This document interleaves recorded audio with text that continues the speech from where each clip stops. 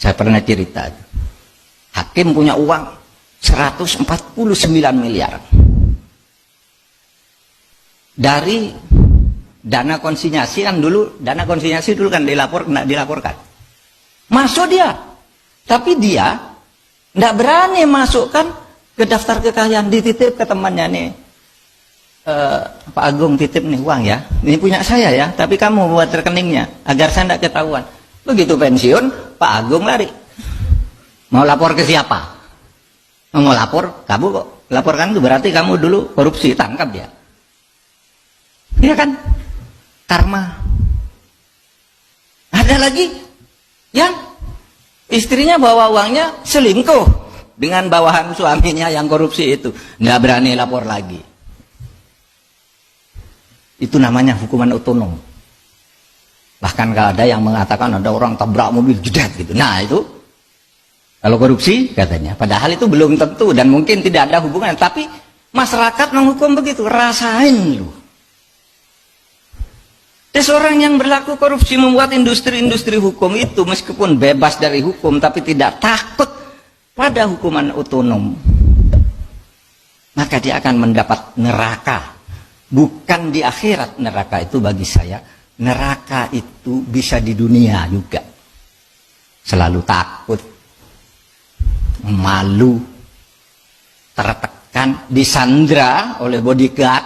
Karena apa? Dia sudah keluar, takut kan nyewa orang.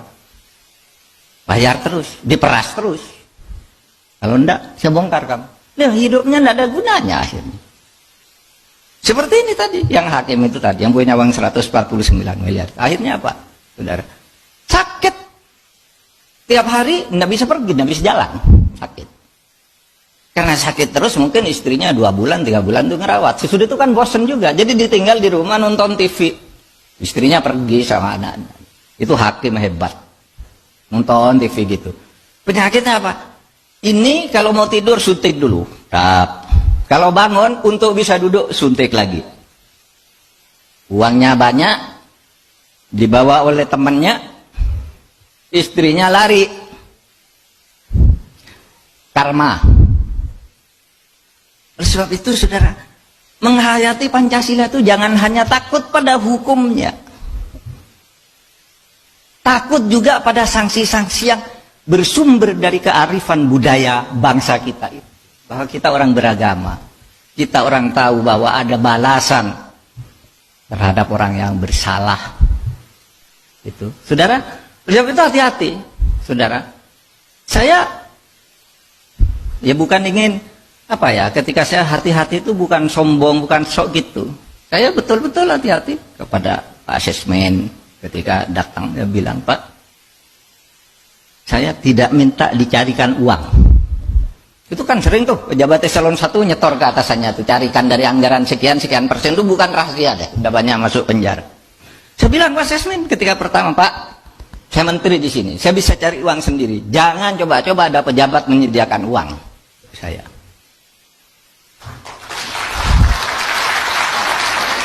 Kenapa? Karena kalau saya perlu bisa cari sendiri, ngapain nunggu Anda? Dia bilang gitu. Sama, Pak, saya enggak apa namanya? Bilang ya di kantor tuh kalau ada keperluan pribadi tolong diganti. Mungkin malu minta sama saya titip uang, nih minta ke dia, apa saja. Kalau pribadi, tapi kalau uang memang halal ya kasihkan dong, jangan diambil. Ya kan ada tuh yang halal-halal itu. Banyak. Yang halal kasihkan. Tapi yang keperluan pribadi, saya juga enggak minta dispensasi. Coba nih, bayangin orang dari luar negeri bayar untuk tidak karantina. Nih, hari ini nih, anak saya dan cucu saya pulang dari Nederland 3 hari lalu. Saya suruh karantina, tidak usah nyebut bahwa kamu anak saya atau anak karantina. Kalau lebih mudah teknisnya saya suruh uruskan teknisnya saja. Tapi bayar. 10 hari juga, 10 hari. Padahal saya sudah ingin ketemu dengan cucu, dengan anak, dengan mantu gitu, ingin kumpul. Sudah 10 hari dulu di hotel sekarang. Jangan keluar. Kalau nanti keluar terus ada kasus, Saya yang ngasihkan kamu ke pejabat, ke aparat. Kenapa? Ya kita harus mulai dari diri kita sendiri, bukan karena sombong. Bukan karena sombong. Kok sombong banget? Justru karena takut. Takut pada itu tadi. Hukum sih mungkin bisa diatur, saya salah telepon, tolong deh, kan salah-salah kecil gitu. Bisa diindustrikan, tapi moral nggak bisa diindustrikan. Itu nggak bisa. Maka kalau saya sebagai orang beragama mengatakan begini, kalau hadis Nabi itu mengatakan begini, mana batamin haram annar hakubihi. Kalau kamu berbuat sesuatu yang salah, korupsi, makan uang haram, sewenang-wenang, maka kamu akan mendapat neraka. Nerakanya itu bukan di akhirat sudah mati, di dunia pun kamu tidak akan enak hidup. Karena itu hadis tuh. Tuntunan Rasul kalau bagi saya sebagai orang beragama. Gitu. Sehingga jangan berpikir neraka itu nanti aku sudah mati kan tidak ada yang tahu kalau saya masuk neraka. Tidak, dia sendiri tahu sejak di dunia pun dia tidak enak dengan itu semua. Gitu.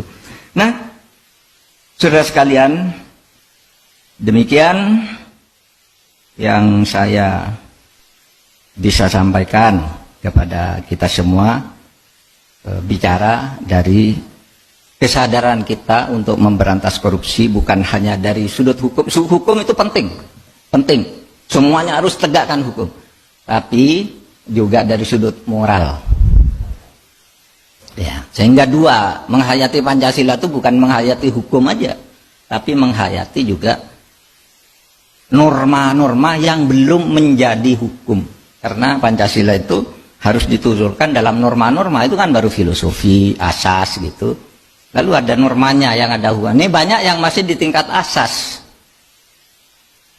belum jadi norma. Nah di situ yang masih di tingkat asas dan filosofi, itulah kesadaran moral kita, kesadaran budaya kita, kesadaran jati diri kita sebagai bangsa, dan fitrah kita sebagai manusia. Terima kasih. Assalamualaikum warahmatullahi wabarakatuh.